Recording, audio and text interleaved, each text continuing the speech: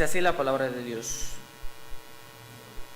El día siguiente, la gente que estaba al otro lado del mar vio que no había habido allí más que una sola barca y que Jesús no había entrado en ella con sus discípulos, sino que éstos se habían ido solos. Pero otras barcas habían arribado de Tiberias junto al mar, donde habían comido el pan después de haber dado gracias al Señor. Cuando vio pues la gente que Jesús no estaba allí, ni sus discípulos, entraron en las barcas y se fueron a Capernaum buscando a Jesús. Y hallándole al otro lado del mar le dijeron: Rabí, ¿cuándo llegaste acá? Respondió Jesús y les dijo: de cierto os digo que me buscáis, no porque habéis visto las señales, sino porque comisteis el pan y os saciasteis. Trabajad no por la comida que perece, sino por la comida que a vida eterna permanece, la cual el Hijo del Hombre os dará, porque a éste señaló Dios el Padre. Entonces le dijeron: ¿qué debemos hacer para poner en práctica las obras de Dios? Respondió Jesús y les dijo: esta es la obra de Dios, que creáis en el que Él ha enviado. Le dijeron entonces: ¿qué señal pues haces tú para que veamos y te creamos? ¿Qué obra haces? Nuestros padres comieron el maná en el desierto, como está escrito: pan del cielo les dio a comer. Y Jesús les dijo: de cierto os digo, no os dio Moisés el pan del cielo, mas mi Padre os da el verdadero pan del cielo, porque el pan de Dios es aquel que descendió del cielo y da vida al mundo. Le dijeron: Señor, danos siempre este pan. Y Jesús les dijo: yo soy el pan de vida. El que a mí viene nunca tendrá hambre, y el que en mí cree no tendrá sed jamás. ¿Dónde nosotros entonces nos encontramos? ¿Dónde está nuestro personaje? ¿Dónde lo dejamos la última vez que supimos de ellos? Bueno, nosotros lo dejamos en la orilla, en el mar de Galilea, más bien en la orilla. El versículo 21 dice: entonces con gusto le recibieron en la barca, la cual llegó enseguida a la tierra a donde iban. Eso se refería a Capernaum. Y en esa travesía, cruzando ese mar de Galilea, fue donde Jesús anduvo sobre el mar después que habían multiplicado los panes y los peces y habían alimentado a los 5,000 varones. Entonces el versículo de nosotros dice inmediatamente: al día siguiente, la gente que estaba al otro lado del mar vio que no había habido allí más que una sola barca y que Jesús no había entrado en ellas con sus discípulos, sino que estos se habían ido solos. La gente estaba al otro lado del mar, o sea, donde Cristo alimentó a los 5,000, pero ya Jesús y sus discípulos habían cruzado el mar y estaban en el otro lado, en Capernaum. Estas personas que andaban buscando a Jesús recordaron que solamente había una barca y que Jesús no se había ido con ellos porque Jesús estaba en otro lugar. ¿Dónde estaba Jesús en ese momento? En el monte, él solo. Versículo 15 también del capítulo 6 dice: pero entendiendo Jesús que iban a venir para apoderarse de él y hacerle rey, volvió a retirarse al monte él solo. Las personas sabían que Jesús no se había ido con ellos en la barca y entonces lo estaban buscando. Versículos 23 y 24. Pero otras barcas habían arribado de Tiberias junto al mar, donde habían comido el pan después de haber dado gracias al Señor. Cuando vio pues la gente que Jesús no estaba allí, ni sus discípulos, entraron en la barca y se fueron a Capernaum buscando a Jesús. Mientras estas personas estaban buscando a Jesús para que le siguiera haciendo milagros, quién sabe de cuál cosa, llegaron unas barcas desde Tiberia, y como se dieron cuenta que Jesús no estaba allí, aprovecharon esas barcas y se fueron. Algunos comentaristas dicen que Jesús estaba en la barca donde habían llegado, y cuando se dieron cuenta que no estaba allí, pues se montaron en la barca y se fueron. Pero la gente estaba buscando a Jesús en esos alrededores porque sabía que se había retirado a un monte, y estaba muy afanada esas personas en buscar a Jesús, pero los motivos de su corazón no eran los correctos, como veremos más adelante. Esas personas estaban muy afanadas en buscar a Jesús, pero no tenían la mentalidad correcta, no lo buscaban de corazón. Dice Juan Carlos Rale que la frase después de haber dado gracia, que está en el versículo número 23 al final, se incluye deliberadamente para recordarnos que no se comió allí pan de forma habitual, sino que se comió alimentos multiplicados milagrosamente tras la bendición de nuestro Señor. Por eso se hace esa aclaración allí, que no fue una comilona cualquiera, sino que fue que Dios había multiplicado esos panes y esos peces. Por otra parte, dice MacArthur, no está claro por qué llegó la flota junto al mar donde miles habían comido el pan después de haber dado gracias a Dios. Recuerden que estas personas están en la orilla buscando a Jesús y no lo encuentran, y de repente llegan unas barcas.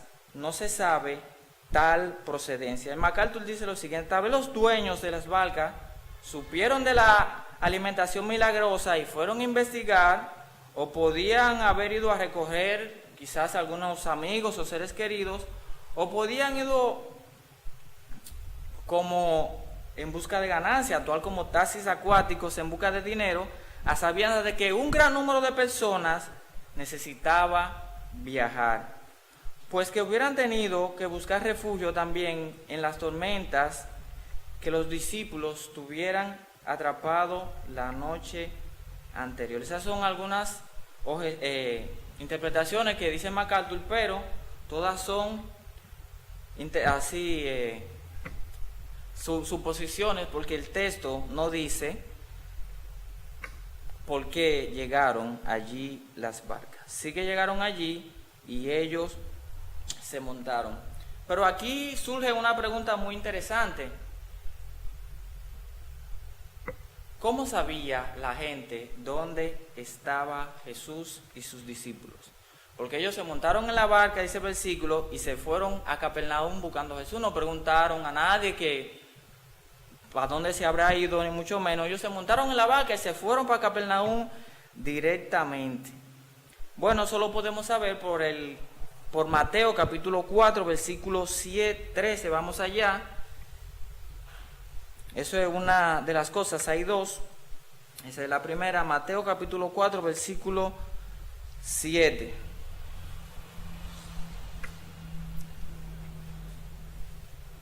Dice: y dejando a Nazaret, vino y habitó en Capernaum, ciudad marítima en la región de Zabulón y Neftalí.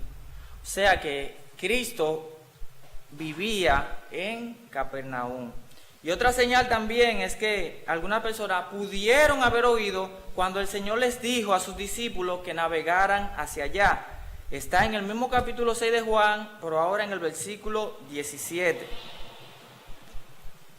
Y entraron en una barca, y entrando en una barca, iban cruzando el mar hacia Capernaum. Estaba ya oscuro, y Jesús no había venido con ellos. Por esas dos observaciones podemos saber que esas personas sabían dónde Cristo estaba en ese momento. Entonces vamos al versículo 25. Como esto es un estudio, no vamos a dividir por tema, sino por versículo. Lo leemos, explicamos y sacamos algunas aplicaciones. Dice el versículo 25, y hallándole al otro lado del mar, le dijeron: Rabí, ¿cuándo llegaste acá? O algunas traducciones dicen: ¿cómo llegaste acá? Esa pregunta implica una sorpresa al encontrar a nuestro Señor en capacidad para entender esas personas cómo podía haber llegado a Capernaum si no iba en el barco con los discípulos, pero ellos no sabían que Jesús había caminado sobre el mar. Estas personas estaban maravilladas y decían: pero ¿cuándo llegase acá si los discípulos se fueron y solo había una sola barca? Algunos comentaristas dicen que él quizás rodeó todo el mar, pero no es así. MacArthur dice al respecto: Jesús no le respondió a propósito. Justo el día anterior habían intentado hacerlo rey por la fuerza, y después que los alimentó milagrosamente, decirles otro milagro aún más espectacular solo había aumentado su fervor mesiánico equivocado. Por otro lado, el Señor no se comprometía con los falsos discípulos buscadores de emociones. Ignoró entonces su pregunta superficial e irrelevante y trató el asunto más profundo, sus motivos pecaminosos. Por eso que dice el versículo 26, respondió Jesús y les dijo: de cierto os digo que me buscáis, no porque habéis visto las señales, sino porque comisteis el pan y os saciasteis.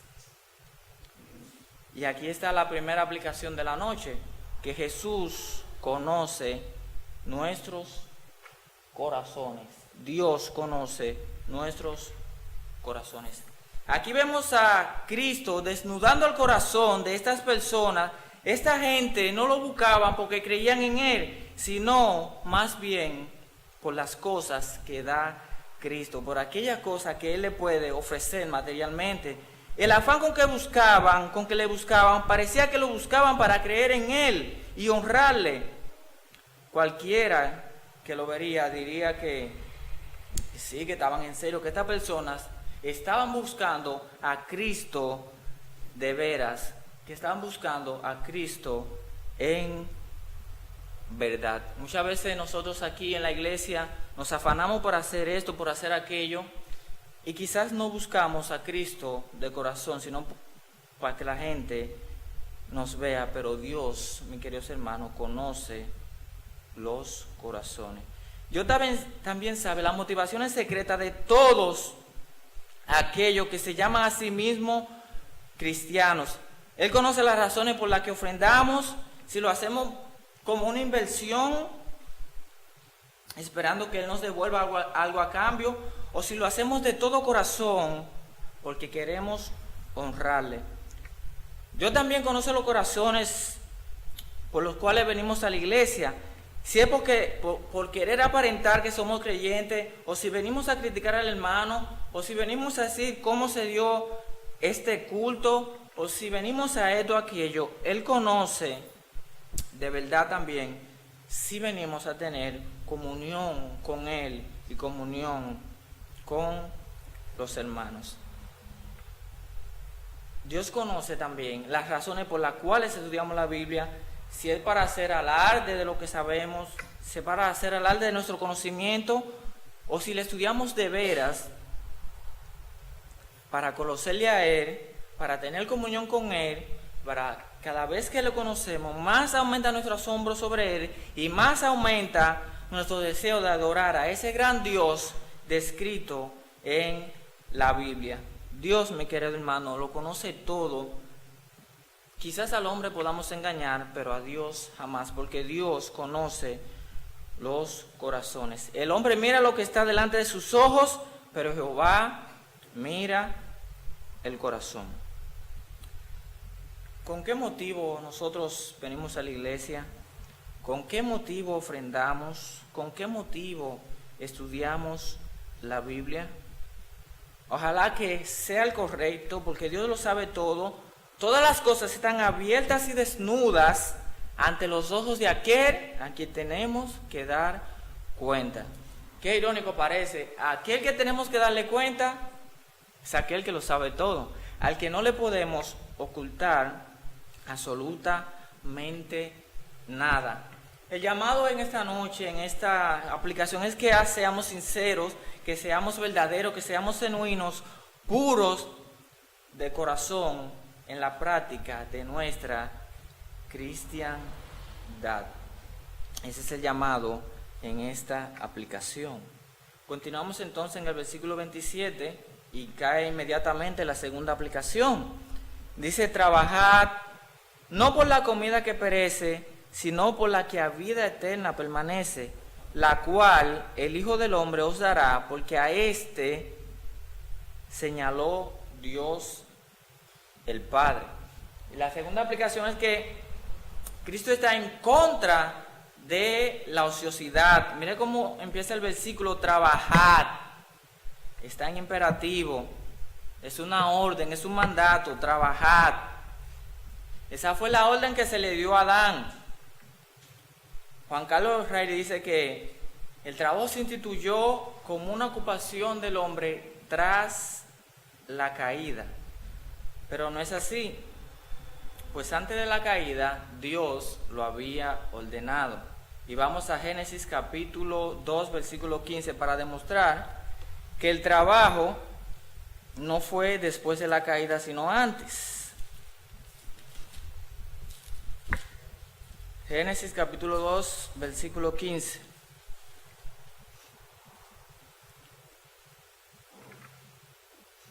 Tomó pues Jehová Dios al hombre y lo puso en el huerto de Edén para que lo labrara y lo guardase. Ahí está el trabajo. Y vemos entonces que la caída viene cayendo en el capítulo 3 versículo 6. Y la mujer vio que el árbol era bueno para comer y que era agradable a los ojos, y árbol codiciable para alcanzar la sabiduría, y tomó del fruto y comió, y dio también a su marido, el cual comió así como ella. O sea, lo que también Pablo le dice a los tesalonicenses: el que no quiere trabajar, tampoco coma. El trabajo, mis queridos hermanos, es honroso. Cristo no era un vago, Cristo trabajó como carpintero. El apóstol Pablo hacía tiendas, hacía casas, caseras que se le llamaban tiendas en ese tiempo, con sus propias manos para su sustento. En una ocasión yo estaba en la universidad y me preguntó un profesor frente a toda la clase que si a mí me gustaba trabajar, y yo le dije que sí. Entonces él me dijo que yo moriría pobre. Yo no entendí muy bien esa frase, pero él continuó con su clase. Y yo entendí al final que él no tenía bien claro lo que era el concepto del trabajo. Y hay una canción famosa que dice: a mí me llaman el negrito del batey, porque el trabajo para mí es un enemigo. El trabajo se lo dejo todo al buey, porque el trabajo lo hizo Dios como castigo. Eso es falso de todas falsedades. El Señor instituyó el trabajo antes de la caída. Es lo que sí maldijo la tierra fue a causa del pecado. Yo también al principio, en mis primeros años, estaba confundido con esto. No es que lo puso como un castigo, sino que maldijo la tierra a causa del pecado. Pero mucho cuidado, hermanos, con tanto trabajar y tanto afanarse, porque el versículo continúa diciendo: no por la comida que perece, sino por la que a vida eterna permanece. Lo que quería nuestro Señor era reprender la atención excesiva a las necesidades del cuerpo mientras se descuidaba el alma. Lo que reprendió fue el hábito común de trabajar únicamente para las cosas terrenales y dejar a un lado las cosas eternas, de preocuparse únicamente por la vida presente, despreocupándose por la vida venidera. Contra esta costumbre se dirige una solemne advertencia. Y sigue diciendo, estas palabras debían resonar fuertemente en los oídos de muchos en estos tiempos. Nos afanamos y nos afanamos por cosas terrenales. Nuestros cuerpos están fuertes y saludables. Siempre mantenemos bien nuestra figura, nuestra casa, nuestros carros. Y nuestras almas son débiles y languidecen. Trabajemos, mis hermanos, trabajamos día y noche por las cosas que perecen, sin hacer nada por nuestras almas inmortales, nuestras almas que vivirán para siempre. No le ponemos tanto asunto como a las cosas materiales que son perecederas. Trabajamos para estar también bien económicamente, para sustentar nuestra familia, para así no estar tan mal, pero quizás no le ponemos ese mismo asunto en lo espiritual. Trabajar no en la comida que perece, sino en la que a vida eterna permanece. Mateo capítulo 6, versículo 31, no os afanéis pues diciendo qué comeremos o qué beberemos o qué vestiremos, pues los gentiles buscan todas estas cosas, pues vuestro Padre celestial sabe que tenéis necesidad de todas estas cosas. Mas buscad primeramente el reino de Dios y su justicia, y todas estas cosas os serán añadidas. Nosotros actuamos de manera inversa, buscamos afanosamente aquellas cosas que serán añadidas y esperamos que el reino de Dios y su justicia venga a nosotros. Debemos poner en orden nuestra vida. Lo más importante ese es el llamado. También otra aplicación es que estamos llamados a predicar el evangelio, trabajar por las almas, no por cosas terrenales. Hay muchas iglesias que se enfocan en el bienestar social de la sociedad, valga la redundancia, y muchas veces descuidan esa parte más importante, que es la que no perece, la que a vida eterna permanece. Dios nos libre a nosotros como iglesia de quizás enfocarnos en darle el bien social, el bien material a las personas y descuidar su vida espiritual. A través de esa cosa podemos llegarle al alma, pero no que sean el objetivo principal de nosotros como iglesia. Enfocarnos en las cosas que a vida eterna permanecen, no esas cosas que perecen con el tiempo. Versículo 28, continuamos. Entonces le dijeron, ¿qué debemos hacer para poner en práctica las obras de Dios? Esta pregunta se deriva naturalmente de sus mentes torcidas y en tinieblas y procede del versículo anterior. Cristo le había dicho que trabajen y ellos se preguntaban que qué deben hacer para poner en práctica las obras de Dios. Quieren aparentar ser religiosos, quieren ganarse el cielo haciendo cosas. Eso de ganarse el cielo haciendo cosas no es de ahora, es viejo. Un comentarista dice lo siguiente: filtraban las palabras de Jesús por medio de sus mentes retorcidas y creían que les hablaba de la necesidad de las obras para obtener vida eterna. ¿Qué era aquello que debíamos hacer?, se preguntaban. De modo semejante le pasó al joven rico cuando preguntó: maestro bueno, ¿qué bien haré para heredar la vida eterna? En Lucas también, capítulo 10, versículo 25, cuando un intérprete de la ley se levantó y dijo para probarle: maestro, ¿haciendo qué cosas heredaré la vida eterna? Los judíos conocían aquello de buscar la vida eterna por medio de su religión. Eso también querían hacer los fariseos, buscar la vida eterna por medio de su religión. Y el maestro responde a esa pregunta de una manera impresionante, como lo suele hacer, como es de costumbre. Mira lo que dice el versículo 29. Respondió Jesús y le dijo: esta es la obra de Dios, que creáis en Él, que creáis en el que Él ha enviado.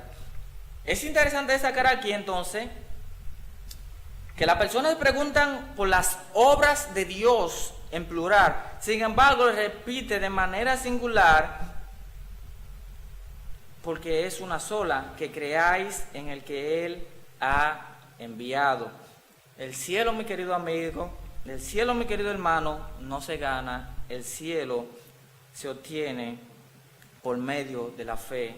Es un regalo de Dios. Jesús ajusta su palabra para que esta persona entienda. Puede decirse, esto es lo que Dios desea, esta es la voluntad de Dios, que creáis en mí. No hay ninguna obra, es que creáis en mí, en mis palabras. La salvación nunca ha sido por obra, y creo que eso no necesita mucha explicación. Lo único sí que queremos destacar en ese sentido es que no pretendamos ganarnos el cielo con las cosas que hacemos, incluso aquí en la iglesia, o las cosas que damos. La salvación es un regalo de Dios, un regalo gratuito. Solamente debemos creer, y aún el creer, Dios nos lo pone en nosotros. O sea que la salvación es una obra completamente de Dios. Esa salvación tan grande que tenemos es completamente de Dios, así que debemos valorarla. Entonces continúa la conversación entre Jesús y estas personas. El versículo 30 dice: le dijeron entonces, ¿qué señal pues haces tú para que veamos y te creamos? ¿Qué obras haces? Increíblemente, dice MacArthur, a pesar de los milagros que habían visto en el capítulo 6, versículo 2, y la comida impresionante del día anterior, la alimentación de los 5,000 inclusive, se atreven a preguntar por señales. Con todo el descaro, estaban pidiendo las credenciales de Jesús en respuesta en lo que él había afirmado en el versículo 29, el ser enviados de Dios. Esta petición tan necia mostró su torpeza y su curiosidad egocéntrica. Eso ilustra la ceguera espiritual que devora a los no redimidos.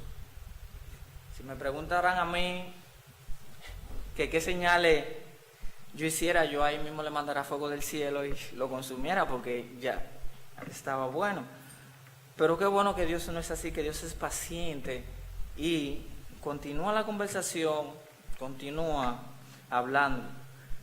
La incredulidad nunca está satisfecha, no importa cuánta evidencia se tenga. Y aquí está la cuarta aplicación. Debemos creer al orar. Debemos creer al orar. Muchas veces creemos sin fe, oramos sin fe, porque quizás no hemos visto algo grande que Dios haya hecho, alguna señal extraordinaria para que nos mueva a creer. Pero Dios ha hecho bastantes señales en nuestras vidas, mis queridos hermanos. Solo basta con ver nuestra propia vida hacia atrás, con ver la vida de los demás, podemos ver que Dios hace grandes milagros. Y el milagro más grande que Él ha hecho de todos es darnos la salvación. Y en esto muchos teólogos están de acuerdo en que el milagro más grande que jamás haya existido es que nosotros podamos ser salvos. La salvación es un milagro de Dios. Que cuando ores no sea por falta de evidencias que tú no creas a Dios. Dios todo lo puede. Tenemos también su palabra, que hay bastantes ejemplos para creer al momento cuando oramos. La conversación continúa, versículo 31. Nuestros padres comieron maná del desierto, como está escrito. Pan del cielo nos dio a comer. Ellos continúan con la argumentación. Para el pueblo de Israel no había nadie más grande que el libertador Moisés, y todo el que quiera llamarse Mesías debía superar las obras que hacía Moisés, quien alimentó al pueblo durante 40 años en el desierto con maná, con pan del cielo. Ese era el pensamiento que tenía esta gente, ese era el pensamiento que impregnaba su corazón. Hoy la gente se dice lo siguiente: si este es mayor aún que Moisés, que haga entonces un milagro mayor que el que hizo, que que haga un milagro mayor que el que Él hizo cuando nos dio pan del cielo. Desde luego Jesús multiplicó aquellos panecillos, pero tenía pan para empezar. Tenía algo con que él pesar, 5 panes y 2 peces, y además lo que nos dio era pan terrenal y Moisés nos dio pan del cielo directamente. Jesús una vez más muestra su humildad y les responde en el versículo 32. Jesús les dijo: de cierto os digo, no os dio Moisés pan del cielo, mas mi Padre os da verdadero pan del cielo, porque el pan de Dios es aquel que descendió del cielo y da vida al mundo. Cristo defiende su superioridad aquí al decirle que no fue Moisés que le dio el verdadero pan del cielo, sino que fue solo un instrumento utilizado por Dios para alimentar al pueblo de Israel, y que Él era el verdadero pan. Eso está en Éxodo capítulo 16, versículo 4. Y Jehová dijo a Moisés: he aquí yo os haré llover pan del cielo, y el pueblo saldrá y recogerá diariamente la porción de un día, para que yo lo pruebe si andan en mi ley o no. No fue Moisés que dio pan del cielo, fue Dios, y Moisés era el instrumento. Entonces la multitud responde, le dijeron en el versículo 24: Señor, danos siempre este pan. Y se parece mucho a la respuesta a lo que le dijo la mujer samaritana en el pozo. Los judíos, completamente ciegos en cuanto al significado espiritual de la palabra de Cristo, le dijeron: Señor, danos siempre este pan. Es decir, no dejes nunca de proveernos este pan material y maravilloso, que no solo sustenta, sino que incluso imparta vida, pero vida física. Esta gente todavía seguía sin entender, todavía seguían pensando con la barriga y no con el alma, no con el corazón. Todavía tenían ese asunto de la alimentación, de que el Señor lo alimentó, del que el Señor lo alimentó, y todavía eso no se le había salido de su mente. Todavía esperaban a ese Mesías que lo ayudara materialmente. Jesús le dijo entonces en el versículo final de esta noche: yo soy el pan de vida, el que a mí viene nunca tendrá hambre, y en el que a mí cree no tendrá sed jamás. Y la aplicación final es esta: Jesús, el pan de vida que satisface. Él es el alimento señalado para el alma del hombre. Él es el pan de vida. Todo hombre está hambriento por las consecuencias del pecado. Solo Dios, solo Jesús puede saciar nuestra vida. Nosotros, dice alguien, podemos manejarnos aceptablemente bien, sin muchas cosas en la despensa, pero no sin pan. Lo mismo sucede con Cristo. O tenemos a Cristo o morimos en nuestros pecados. Si buscamos satisfacer nuestros deseos en las cosas materiales, si buscamos satisfacer nuestro interior, eso significa que aún Cristo no ha llegado a nuestra vida, que aún no hemos gustado el pan de vida que es Cristo. Si estamos incompletos, si necesitamos una carrera universitaria para ser llenos, si necesitamos un trabajo donde ganemos mucho dinero, si necesitamos una esposa, un esposo para sentirnos llenos, eso significa que Cristo aún no ha entrado a nuestras vidas. Porque Él dice claramente: el que a mí viene nunca tendrá hambre. El que a mí viene nunca tendrá hambre. El que a mí viene nunca tendrá sed. Ojalá, mis hermanos, que podamos entender, que podamos encontrar nuestra satisfacción en Dios, que solo Dios puede llenar ese vacío.